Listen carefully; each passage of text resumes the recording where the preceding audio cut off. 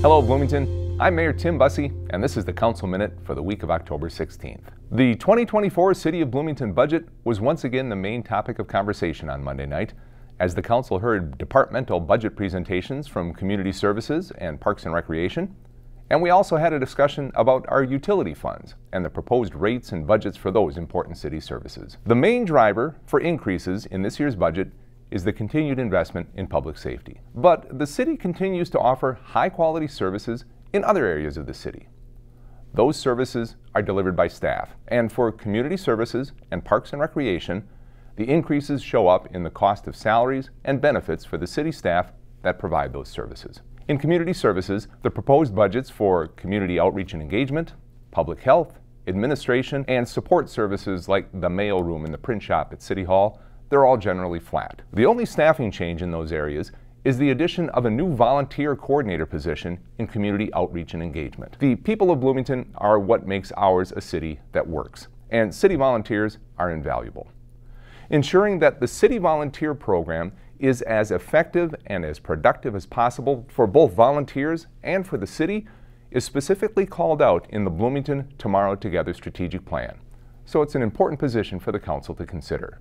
The budget for our award-winning communications department is also relatively flat, and we had a very good conversation about a significant challenge that we'll need to deal with in coming years. Only about 20% of the communications budget comes from property taxes. About 2/3 of their budget comes from cable TV franchise fees and the fees associated with the public, educational, and governmental access channels that are routinely part of cable TV packages. Revenues from those two sources has been trending downward for a few years. And that's because, like everywhere, a lot of people in Bloomington are cutting the cord and no longer subscribe to cable. That revenue helps pay for all the great work our communications team does, like the Bloomington Briefing, and our State of the City address, and the Council Minute. Addressing that shrinking revenue stream will be a topic of discussion in the coming years. The budget presentation for Parks and Recreation had a lot of information in it, and it should. There are 97 parks and 45 playgrounds in Bloomington. The staff includes 230 full and part-time staff members, and they literally work across the city in recreation, park maintenance, aquatics, at Creekside Community Center, Dwan Golf Course, the Center for the Arts, and Bloomington Ice Garden. They are busy. Now, anyone who looks at the park general fund budget might be shocked to see that there are huge increases in salaries and benefits and in supplies and services. But that's because the decision was made this year to move park maintenance from Public Works and into Parks and Recreation. It makes for better coordination and project planning, and frankly, it just makes sense. Now, when we talk about the Public Works budget in a couple of weeks, we'll see a sizable decrease in that budget.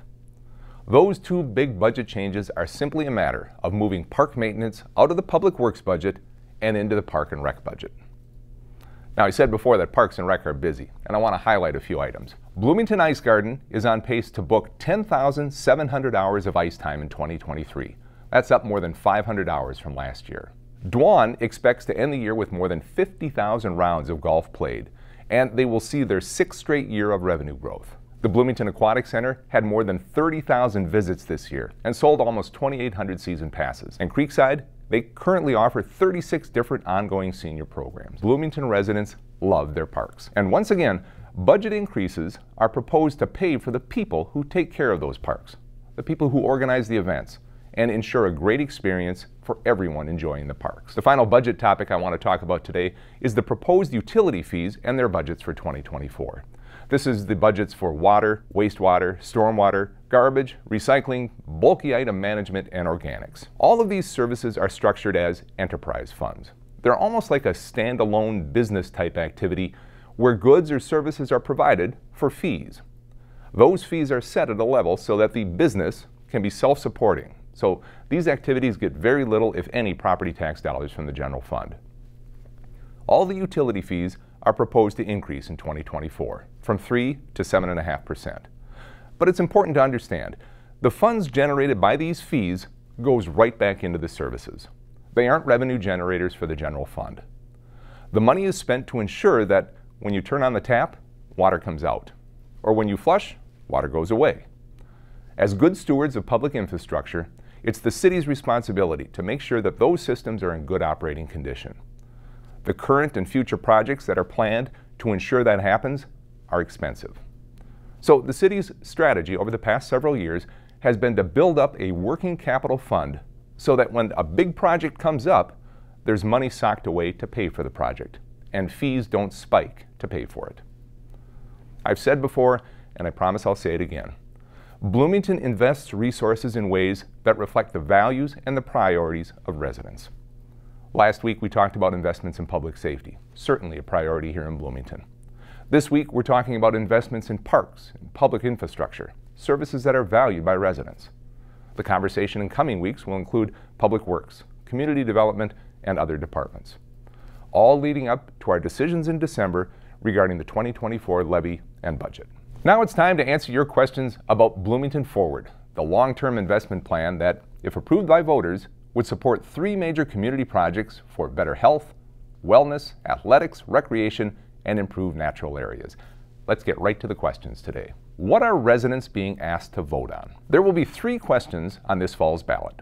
The questions will ask voters about approving a funding source to build a new community health and wellness center, renovate Bloomington Ice Garden, and enhance and protect the 9 Mile Creek Corridor and Moyer and Central Parks. Specifically, Bloomington voters are being asked to consider a 0.5% local option sales tax to finance $155 million in bonds to pay for the projects as part of a citywide referendum.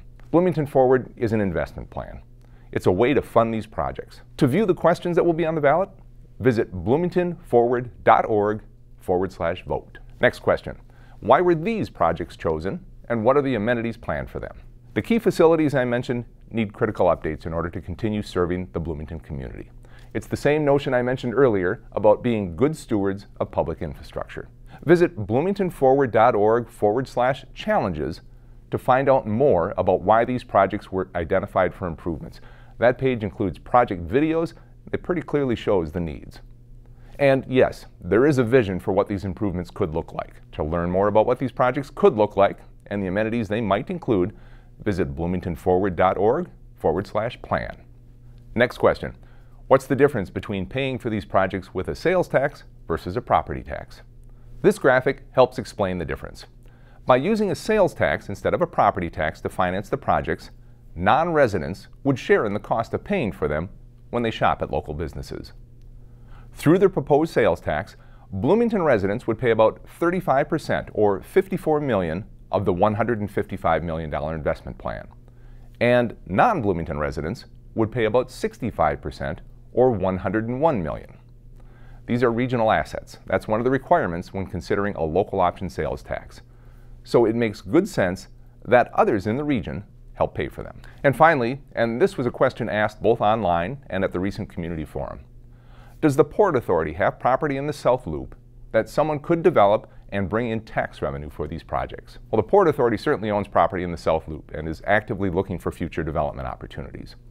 However, future potential tax revenue on private development cannot be isolated and dedicated to the Bloomington Forward projects.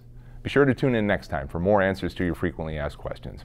In the meantime, there is much more information on bloomingtonforward.org.